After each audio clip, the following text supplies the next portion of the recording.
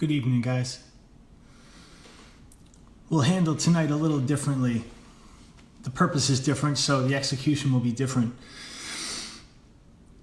We're going to go over, first, my somewhat unusual history of commerce in the interest of establishing a foundation on which to speak on forced resiliency. Once we've gone through that, that'll probably be the most entertaining portion of the evening. Then we'll answer a few questions. The entire purpose tonight is not fitness related. So we'll get to the stuff in the middle if there's some fitness stuff. And then we'll circle back at the end and go over some current events. And we'll share some perspectives on things that we have experience with. One thing that I believe is important to note is that these can't ever or shouldn't ever feel like pundit sessions. If I ever seem like a pundit, I have missed the mark. I try very deliberately to not give firm opinions to an audience that I have a gigantic amount of respect for, casually or without at least enough experience to be pretty fucking sure that what I'm saying is relevant. I believe that's a little bit rare these days. Everyone has something to say. A couple of housekeeping things as we get into some things that are probably a little bit more polarizing. Any questions or comments can be dissenting. Anyone that wants to can always disagree. We never chop anyone for that. But don't be an asshole. There are people watching and taking notes, and if you're an asshole, you're just going to get blocked as soon as we're done. There's no place for that here. So first, let's start with at least a little bit of fun. Maybe, I don't know. I've worked for a long time. I've worked since I was a kid. I've always understood the importance of it. I'm not really sure why. I started working on a farm, moved into working on a weird, totally dysfunctional golf course. During the time at the golf course, I had started booking shows. That was its own fascinating small business. At a very early age, I'll just share a couple of show stories, one of which some of you have heard. The other, I don't know if I've ever actually told. But we booked the band Integrity here in Rochester in 1993. At the time, they were young, we were younger, and they had a really, really polarizing reputation, and we were just fascinated. I was fascinated. So to keep the story on the shorter side, I Western Unioned them money, which everyone that I asked told me not to do it because their reputation at the time was sketchy at best. But I wanted to see them. I had talked to Chris Smith, who was in the band at the time, and we were just like, okay, we're going to do this thing. So I sent them money that I didn't have via Western Union, and that's PayPal if it was a convenience store. They said they were coming. Their van broke. They called ahead. I said, okay, I don't really know what to do. Your van broke. If you don't come, we don't have a show. Ringworm was already going to play with them. Ringworm, based on some other oddities, were not going to be able to come. So Integrity had to get here. They rented a car. Chris Smith, who I'd been communicating with, didn't even come. But anyway, they got here. The show was booked at a club here called Bosco's. It was a medium-sized club. I was really, really young, and the promoter there knew what he was doing, had no intention of paying me or the bands what we were supposed to get paid. That's a really common story during that era of hardcore. The show was insane. It was really, really great. Integrity crushed. Every band that played crushed. 100% worth it. And to me, the shining moment there was when it became clear that the promoter was not going to pay us. That was not something you did to Integrity at that time. So Aaron Melnick went with me to the office and made him pay us. And at the time, I'm not really sure if anything could have impressed me any more than that. I was ass out, to say the least. I had sent them every single dollar I had. So when they made that promoter pay, I learned something important that day. Then they bought me pizza. Then they bought me pizza with the money, and it ended up being a great day. But I learned a lot of really important things at that show. The next one that taught me a lot of important things, we booked a lot of great bands at a weird place here called The Abyss. Not surprisingly, it was owned by an older goth guy. Snapcase played, Brothers Keeper played, Chokehold played, a band called Empathy from Detroit played. And the show was giant, it was packed. We did a good job promoting it.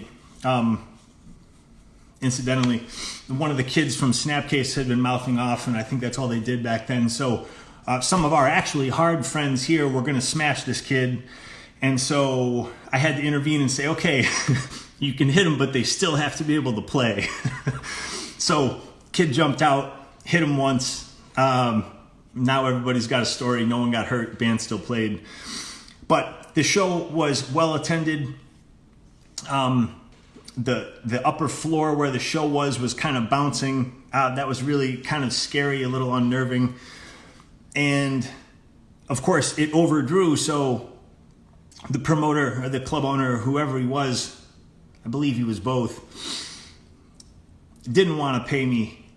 We had agreed on a low price and then oversold tickets, and that was kind of how the game was played. You tried to get them to take as little as they possibly would to rent you their space in an inopportune time. It was usually Sunday afternoons or something like that. And then, usually they would take less money and leave you alone. This guy wasn't quite like that. So he was going to keep significantly more of the money than we agreed on. So after the show, while there was still a lot of people there, it was probably during some of the last couple of bands, he and I went into the basement, which I thought was strange. And he had a spiked metal glove. And so he's telling me with this spiked metal glove on that he's not gonna pay me the money that they took at the door. They're not gonna pay nearly what they were gonna pay. That was not going to work out because we had a lot of bands coming, and one of the things that we always tried to do, even if a show went poorly, and I learned this from my friend Eric Warner, is that you always have twice what you need in your pocket because something is going to go wrong.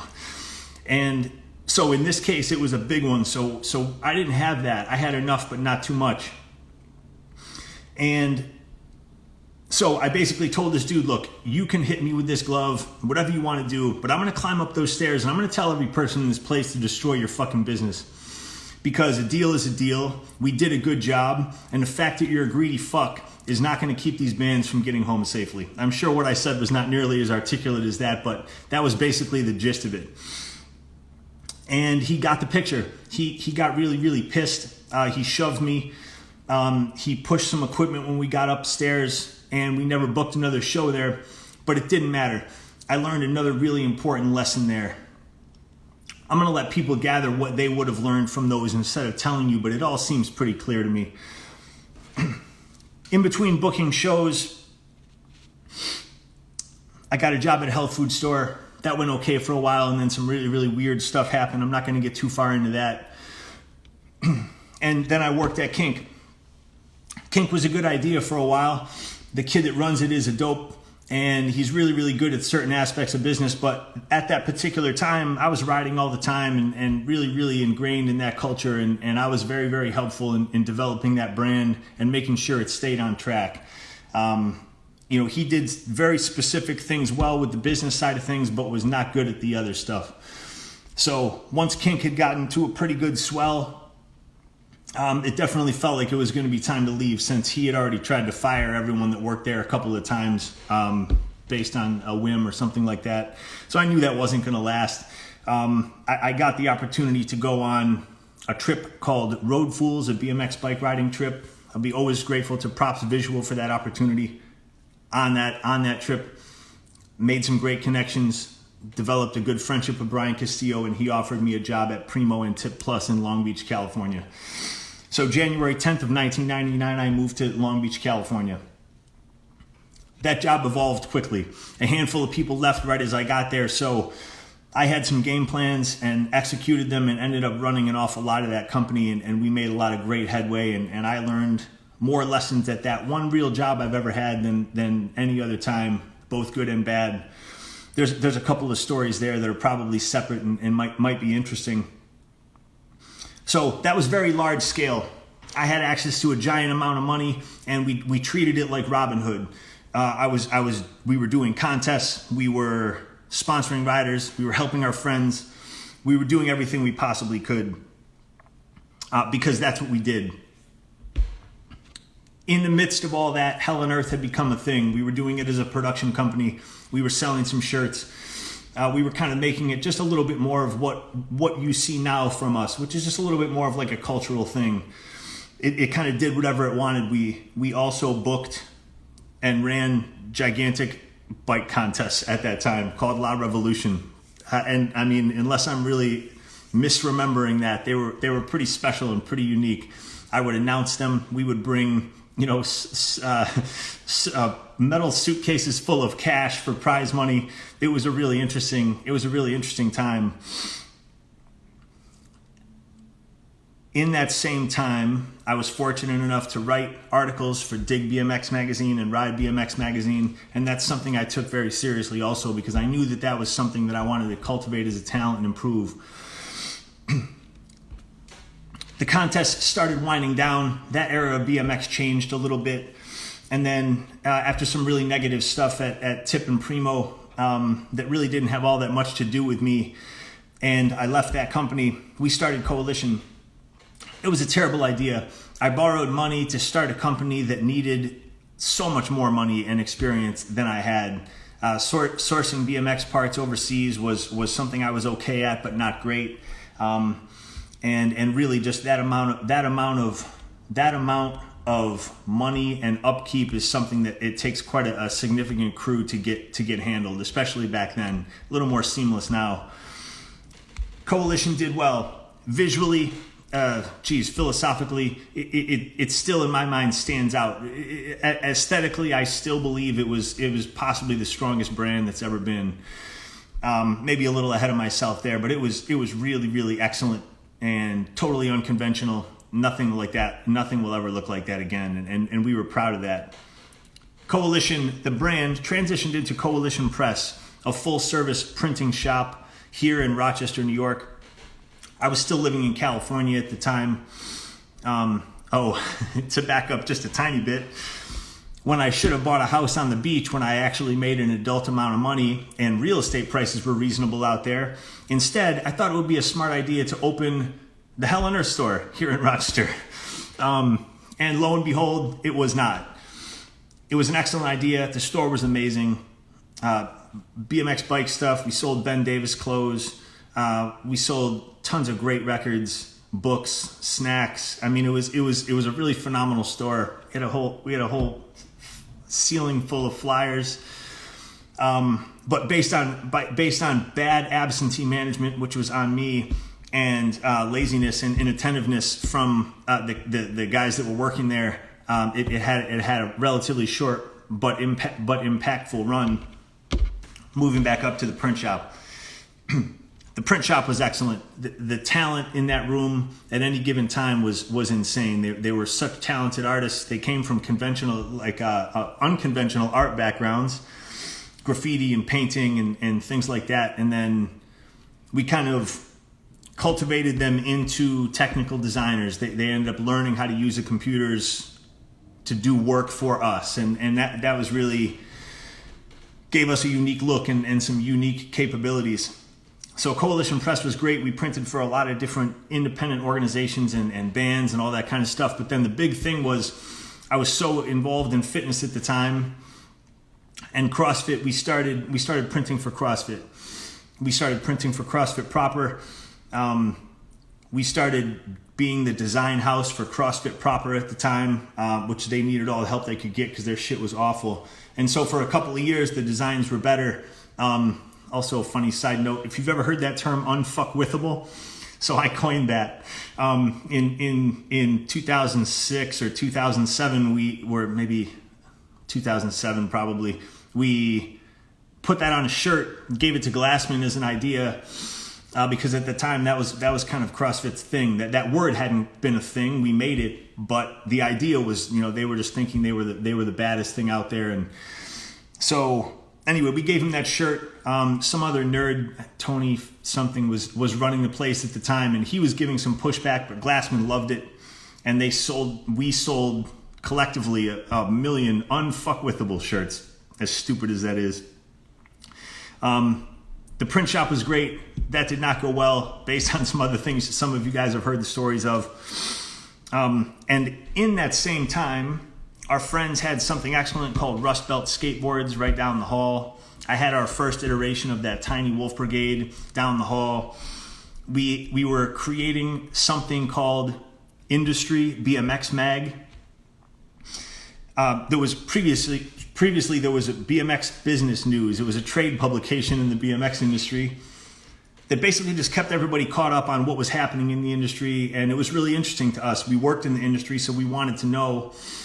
And when that fell out, I decided that there had to be something like that. So I kind of had a bunch of weird meetings with the people at Bicycle Retailer, and they clearly didn't like me, but the idea was really good. And so we made, I believe, 3 or 4 issues of Industry BMX magazine, and it was good. You know, it was boring, and it was a trade publication, but it was a good one, and we made it ourselves. And that was important too. It was an industry publication, you know, made by a handful of some of the most interesting people in the industry at that time. Within that, we decided to put a blanket on it all and call it the Fisto Group. So all those little projects that we had working at the time, Coalition and Hell on Earth and Wolf Brigade and Rust Belt and the magazine, we put under this umbrella of Mephisto Group. And that was useful because it gave us a marketing platform. Once that stuff started changing course, Coalition was going okay, but I was in way over my head. I knew that. Our friend Mark Owen, who had run and helped with Hoffman Bike since the beginning, jumped in and did a really killer job. And then eventually the industry shifted and it just wasn't going to fly. During all that time is when we developed Wolf Brigade into a real thing. It was real from the day that it started, but once we got our second spot and with some of the people that we had walk in that door, we knew it was real. It was time.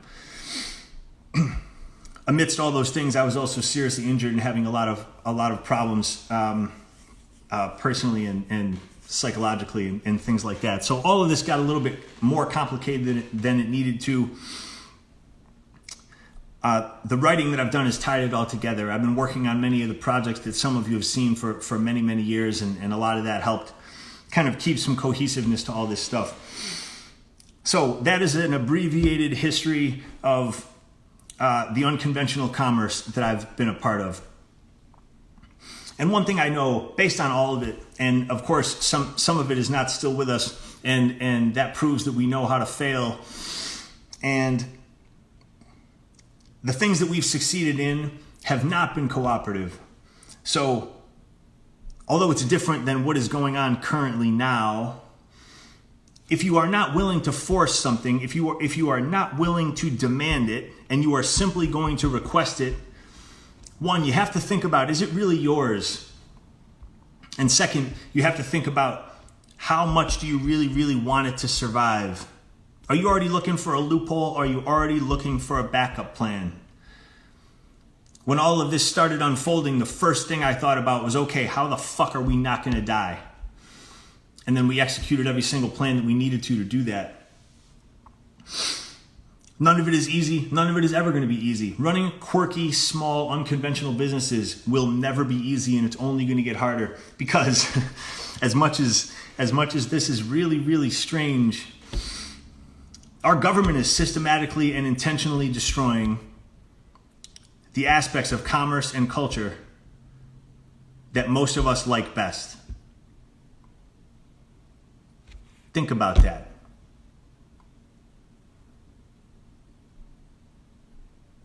There's ways that this could have gone differently, of course. I'm not going to punditize it, but what if people got quarantined over 65 years old? What if they even made that adjustment today? The what ifs are over. That didn't happen. Should have. It's not going to happen now. Should. So now it's just simply damage control. The what ifs are off the table. But what it shows is If there are sound strategies out there from people that have some level of understanding, where were those notions when they were talking about what stays open, what gets closed, what imaginary phases things are going to reopen in, what the real purpose is going on here? Some of the information that I've been provided in a private way is sickening in ways that I'm having trouble getting my head around. Some of the misappropriations of money of some of the local businesses here, some of the local establishments here, hospitals, schools, things like that, and then how that affects the numbers that are affecting us. If the death toll was 6, we wouldn't all be quarantined. The death toll is not 6, but it also fucking isn't what it says it is. That's troublesome for a lot of reasons. To trickle it down into a somewhat selfish way, it's troublesome for a lot of us because a lot of us are doing small independent things that require people and interaction and creativity. And all of those things right now are so insanely stifled. It's hard to think about how it's all going to bounce back the way it's supposed to. It's a little bit easier to think about it if we put in perspective that we have to demand it does. If deliberate effort is not taken, counterculture is never going to look the same as it did 6 months ago. That sucks. And it's important to think about and it's important to address.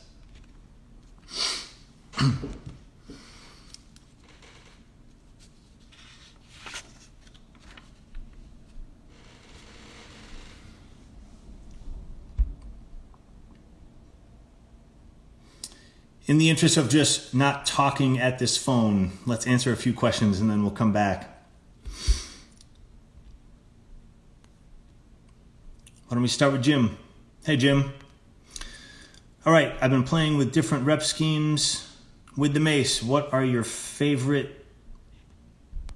And what does the bottom say? With the heavy Mace. Schemes and strategies are different based on your demands and your expectations. Heavy versions of anything, whether it be Mace or kettlebell or barbell or anything, are always lower. And again, we have to look at what you're trying to accomplish. If you're really trying to make strength happen, then under 5 reps with the Mace, slow as hard as you possibly can, and surgically positional. Just absolutely 100% on track. No tolerance for inaccurate in position, and that's how you make medium weights heavier. So if I'm going to swing a really, really heavy Mace for something like a 360, I would do 3 left, or 3 left with the hand on the top and the hand on the bottom, 3 right, hand on the top, hand on the bottom, rest, do it again. So what we would probably be looking at is a similar rep scheme to any type of linear progression. Lower reps being like 5 or less. You start getting into more power stuff between like 7 and 12, and then you grab a lighter Mace and swing for 20s and 30s when you're starting to just develop muscle endurance and power endurance.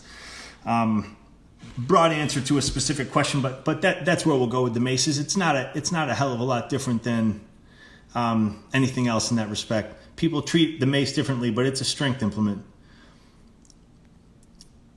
And from Matt, thank you. Thoughts on dues, free but earned, and instructors being members first. Oof, yeah.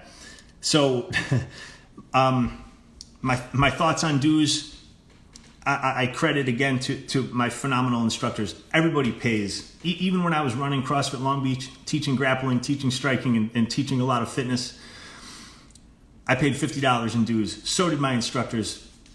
That's important. It takes a very special mind to appreciate fully something that you're not paying for. And even some people that think they do often don't.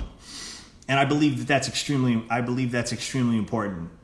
So those are my thoughts on dues, and instructors are always members first. That's why, and this confuses some people, but if they actually understood our methodology or how we do what we do or why, they would understand why we don't hire trainers. It would be nearly impossible. And anyone that's come to our place with those types of designs understand why. We can develop trainers from places and people that are doing stuff elsewhere, of course. We're great at that. But we would never just straight up hire a trainer that walked in off the street. And that's just because we're more specific and different and better at a lot of things that most people have never even thought of yet.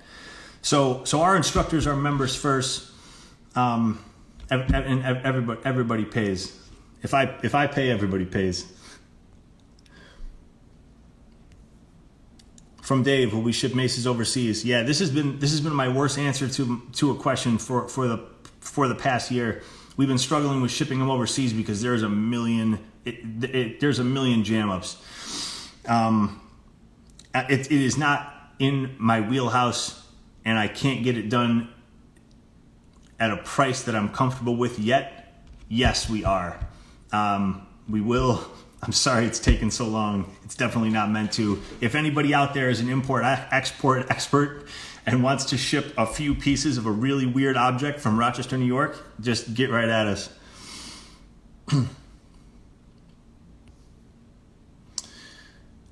A couple positional questions. Where can I find modifications or alternatives to a rocking chair? Where can I find modifications or alternatives to a 360 sit-up?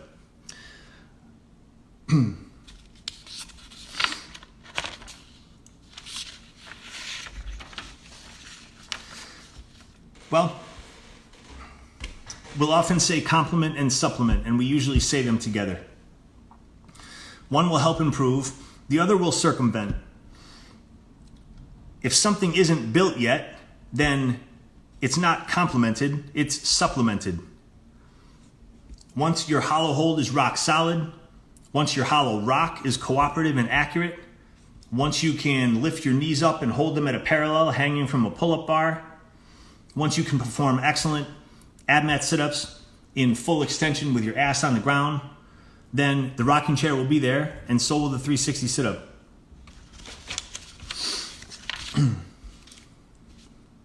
You don't get the crops without the rain.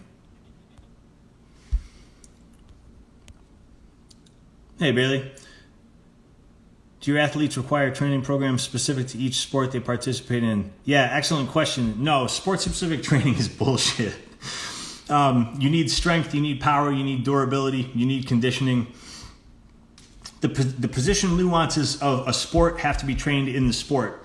You can replicate a lot of that stuff within strength and conditioning for sure. Martial patterns are the same movement patterns as strength and conditioning. You just have to get that in your head and apply them as such. And then, of course, strategies on breathing, strategies on timing, all that stuff can be specific.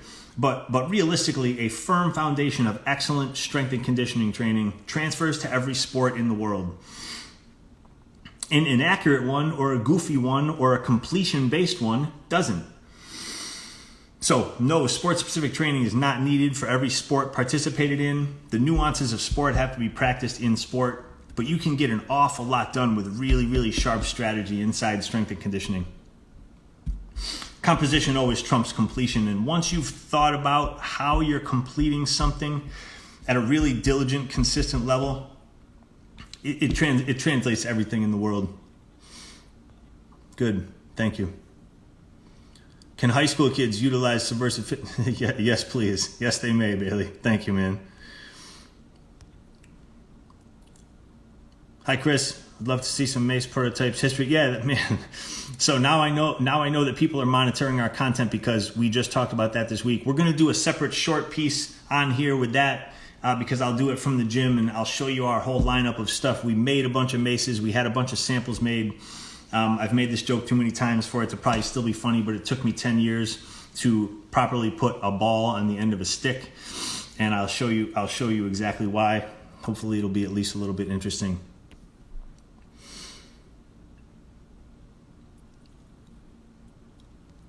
This is an interesting one. What is my opinion of the value of outrage in 2020? I mean, I know that's probably a loaded question that I'm not going to answer properly, but a lot of it is lip service, and a lot of it is just easy. It is easy to bark on here. It is easy to hashtag things that you wouldn't actually do. It's easy to make grumpy faces and talk about things that you will never actually come near.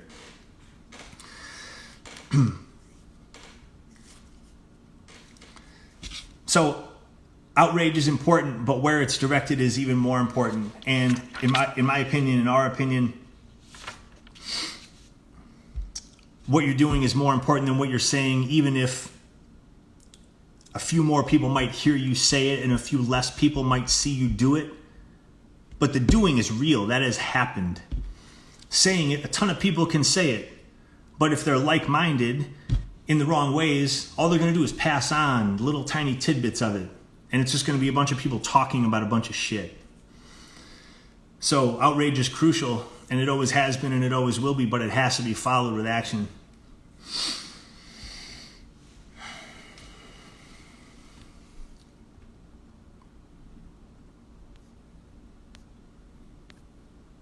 Let's run back, see if I miss anything.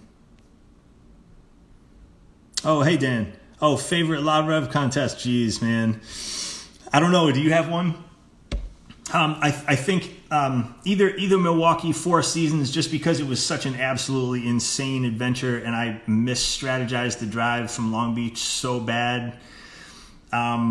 We got the prize money in cash from Etnies because some type of check thing. So we drove across the country with a metal briefcase with $10,000 in it.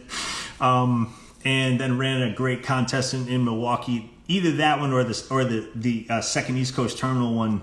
East Coast Terminal was a skate park that was in a dingy ass basement in Binghamton, but it was bananas. Everybody was just ready to go. It was just nuts all the time, and I mean I can remember both of those contests like they were yesterday. Those were both of those were something else. Hope you agree.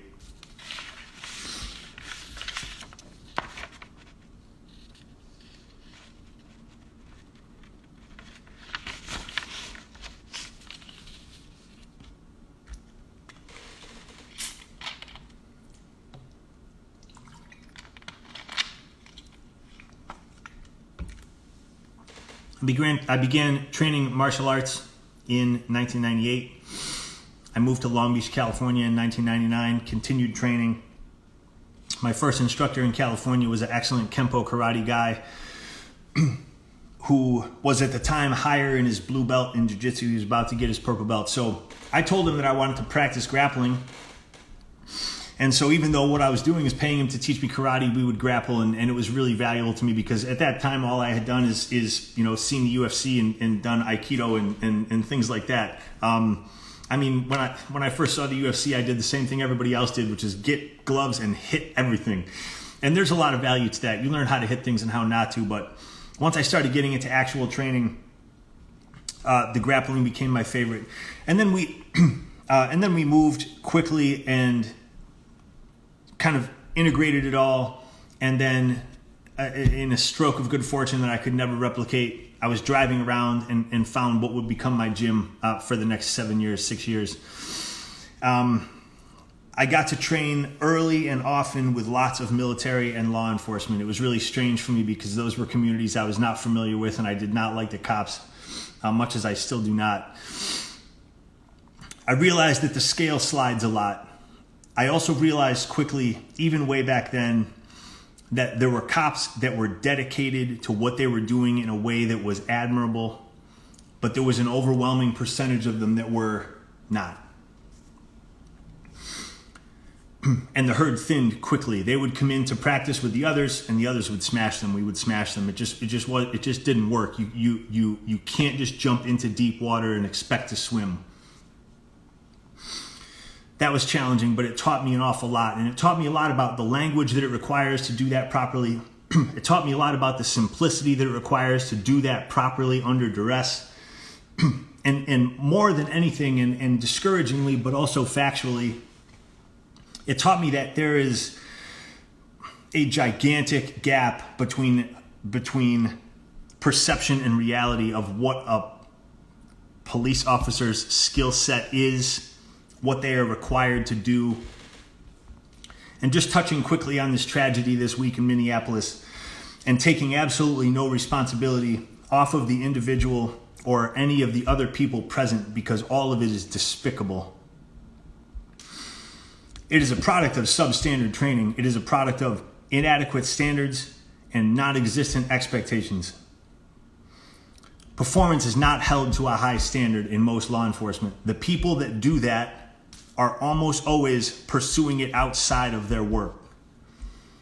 Within their work, they have so many limitations that it is almost impossible to excel in certain fields. The people that do decide to excel within the department climb and then pursue things extracurricularly.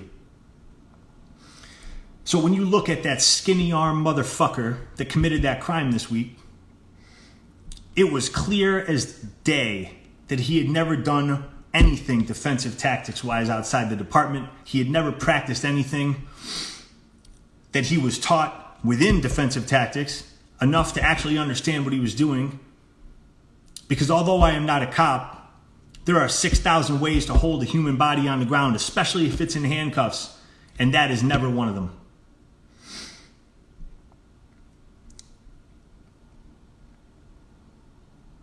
There is an infinite amount that could be said about that situation. But the reality is, the improvement has to start within the departments. If standards are kept low, that type of stuff is going to happen forever. And if the others within the departments don't set up some type of performance type hierarchy, it's just going to continue to get worse because people are going to get less tolerant of it. You can't go out in the street with a gun and a badge and guess at your skill set. You can't. There is no way that I should be better trained than 85% of the police officers in this fucking country. It's wrong and it's disgusting.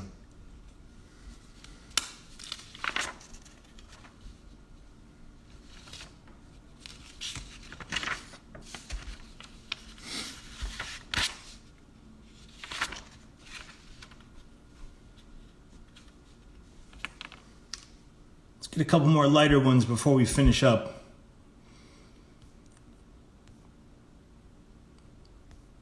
Yeah, convergence. Thank you. Yeah, man. Yeah, we're hustling to get ropes here, Alec. That's been a little bit of a project, but I think we're on track. I'll remember that one forever too, Dan. Thank you. Does alcohol in moderation affect your training? I mean, I wouldn't drink while you were training. Yeah, I mean, whatever. I'm not going to play nutritionist about it, and I'm definitely not going to play prohibitionist about it.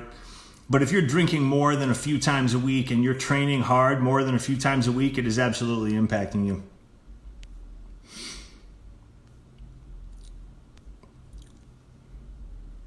Accessory work recommend for carpal tunnel. Axe up during some kettlebell movements, mainly during halo extensions and holds. Yeah, that's really common because that's a really, really high tension thing. If you're holding something as hard as you can, you know exactly where that force is generating. One thing to keep it at bay is making sure that after you use it really, really hard, you're making sure to scrape out that stuff because it's just going to get gummed up. If you flex your arm and you feel one spot that feels different than another, I mean, you have to be pretty tactile with it. Grab a hold of that thing. And if you're pulling down that cord and you've got bumps that feel like little M&Ms or something in there, that's why your arm is hurting. A lot of time tendonitis, tendinosis are just mistaken for really, really bad mobility. So if you're mobilizing down chain and up chain, the center of the chain will straighten out and it'll be more cooperative. It's not always a solution, but very, very often it is. I've been banged up a lot, and there are times when I've thought that I was injured and I was really just really, really, really tight. And so once we've done that homework and fixed certain things, we've been able to mitigate what certain people had thought were injuries with just positional accuracy and then, things like mobility and things like that. So there's always a way around it. If it's really, really bad and you still have to use it, this is one of the only times that I'll ever say put a diaper on it. Get a nice tight armband and put it right on that spot. And leave it there, while you're training. As long as it isn't impacting your range of motion, there's no issue there. You don't want to use it forever, but you just keep it real warm and fluid, and it'll get better quicker. But be proactive with the getting it better. A lot of times things are just going to get worse if we let them get worse. It seems like common sense, but it's not applied all that often. The slapshot story. Are you talking about the slapshot story where our friends made BMX gloves with the slapshot head on them? And Jack Kelly called and left me a voicemail on my phone at Primo. Good God. I wrote him a letter back and told him that I'd send him $500. I don't remember where that went.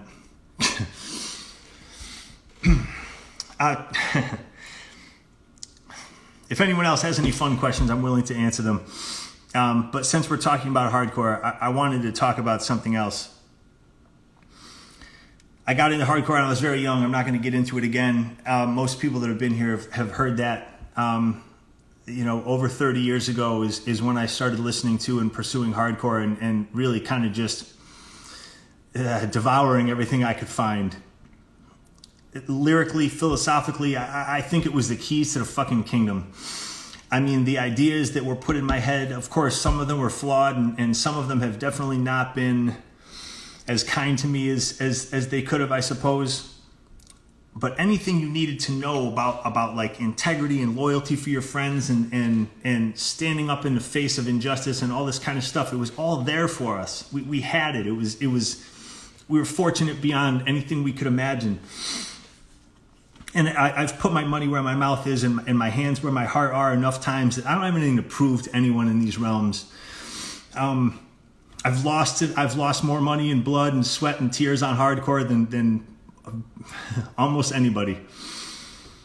And to some of the guys now that are still in it, still playing in bands, getting paid great money,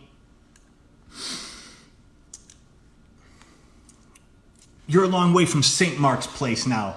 It's time to say something relevant, and it's time to stand up for it in a way that isn't just propagating the internet. I follow a bunch of hardcore people and bands and things like that, and at a time when dissent and standing hard and real opportunity to do real things with your voice and your platform are available anywhere you look, way too many people within the hardcore community are sitting around waiting for someone to hand them something. Almost romanticizing it, you know? Hey, the only fucking dog you're under is you. If you're not doing something, it's because you're not doing it. You've got the same keys to the kingdom as I have. You've read all the lyrics, you've listened to all the records. Do something with it.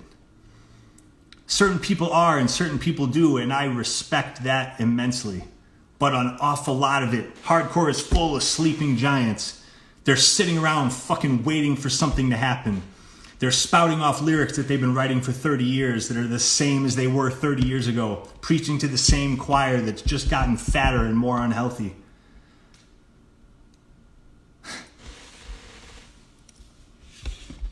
Hardcore is as much of a victim of victim culture as many that are rallying for it are. It sucks. I hate watching it. It should be the opposite of that. If hardcore is only relevant when it's preached to a choir in a small room, then it is irrelevant. It has to live, it has to bleed, it has to fight, and that has to happen outside of the venue. It has to happen outside of the internet. These are highly intelligent people that are articulate and have an awful lot of things to do and things to say and resources. And a lot of it is not getting used, and that upsets me. You know, if we don't fight and bleed and actually get our hands dirty, it's just a hall of fame.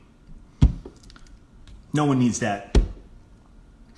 Saying is easy. So, hardcore for us, from the time we were kids, was always about doing. Every adventure we had a curveball. Every single one. And we learned something from all of them. Some of the lessons were hard. But now's the time for hardcore to do something. No one can play shows right now. Whatever it is, but no one can play shows right now. Do something else. Don't just sit around waiting for the venues to open up so you can yell back at the choir. Say something relevant. If you've said something relevant in the past, live up to it now. People spit this out a lot, and I don't necessarily always believe it, but sometimes I do. If you're not now, you never were.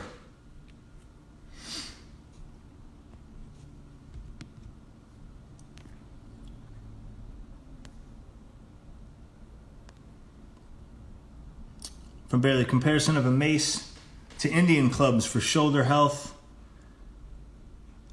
I think there's a part 2 to that. and general conditioning. Yeah. Indian clubs are great. Maces are way more versatile and way more strength building. There are zealots that would argue that, but on a much more global scale, it's unarguable. So a mace is just a more versatile tool, especially when used properly and with excellent strategy. Indian clubs are awesome. Use both, practice with both, see which one you like best. But the reason we incorporate what we incorporate into our primary programs, our accessory programs, into the specialty stuff that we use to build high-level athletes for highest level competitions, it's a mace, so clearly that's what we back. And it's not just something that we sell because we program with it. We program with it because we sell it. And we do both because we think it is an irreplaceable tool that has absolutely 100% turned dials that we have never been able to turn before in strength and conditioning. So clearly we're fans of the mace. I'm also a fan of Indian clubs. If you want more bang for your buck, spend it on a mace. Once you have more money, make yourself an Indian club. I have zero hardcore background knowledge. Where does a person start to listen to band-wise? Well, man, that's a great question. That is a great question. How much time do we have is my current answer. There is so much great hardcore that unfolded from 1986 to 1996. And if you're really going to start looking into it, find the primary bands that came up from New York, find the primary bands that came up from Boston, find the primary bands that came up from LA. Tons of great cities across the country had phenomenal bands at that time, but those are the ones where you're going to get the best impression of an actual sound, an aesthetic, and a philosophy. Those three cities really just knocked it out of the park. DC would be a close fourth, but their style of hardcore was, as much as it was absolutely great, it was a little bit less my cup of tea. So those are my recommendations. The band list is too much to name. And then currently, it would be better to follow the breadcrumbs from the earlier stuff to what's going on now. If there was one piece of, I guess, a little bit selfish advice I'd give is, some of the bands that came out during that time have continued to make an awful lot of records since. Jump into their early ones first, and then tread lightly as they continue. Some of the stuff is good, and some of the stuff just simply isn't. But that's a cool question, and thank you. What else we got? If people have more questions, great. I'm done complaining about the world, and I just wanted to give some perspectives on things that I have experience with and that aren't always popular but are important. And what we do here as a platform in fitness gyms and websites and all this kind of stuff talk about retention. They talk about retention at all costs. I understand it. And if I lived a normal life and had normal financial expectations for myself and grandiose home goals and boats and shit, then I imagine retention would be a lot more important to me than quality, sustainability, irrefutability, things you can't buy, things you have to make. So we almost go with a non-retention strategy. There's a barrier to entry in what we do, and it's not high, it's just specific. We train everybody and anybody, and we train them well. And if they're willing to work and they're willing to learn and connect the dots, they will excel in any physical context that they choose to excel in, and their mind will be strong enough to get them through it. That's the difference. I would love to come back to the West Coast. I'm trying to figure that out now. I'm going to drive a lot this year. Unless I absolutely have to, I'm not going to fly much. But we're planning it out, and there's a handful of great places that I would like to go, and haven't been recently. Most of them I've been to before, and I would like to go again. What's the last book I've read? I'll show you.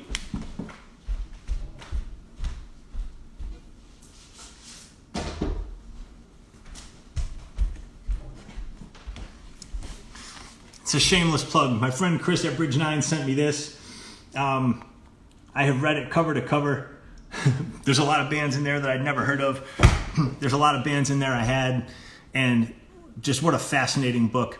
Just really, really great history old-timey layouts, kind of brings you back to how things looked and how things felt before it all got really digitalized. And man, it's a really excellent book. So if that's what you mean, I mean, that's not highfalutin philosophy, but it was an excellent book, and I would recommend that to anybody. And something that would help us too.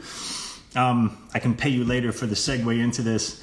But Bridge 9 also started selling my books, Theft of the Age, which is fiction, and then War of Attrition, which is not fiction.